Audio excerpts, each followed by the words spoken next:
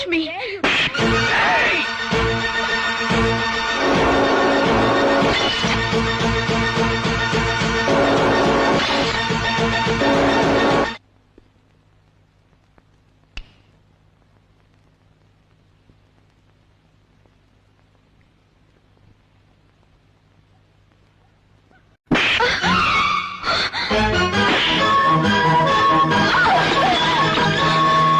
మొదటి దెబ్బ అసలుకు అసలు, రెండవది అసలుకు వడ్డీ.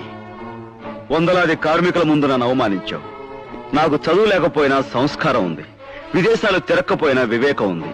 అందుకే యజమానిగా నీ గౌరవం కాపాడడానికి వాళ్ళందరి ముందు తలంచుకున్నాను. ఈ 4 గోడల మధ్య నీ తల తిరిగే గుణపాఠం చెప్పాలని వచ్చాను, ఇచ్చాను. ఇందాక కార్మికుల ఆవేశాన్ని నేను చెయ్యెత్తి ఆపుండకపోతే నిన్న అక్కడికక్కడే పీస్ పీస్ చేసుండేవాళ్ళు.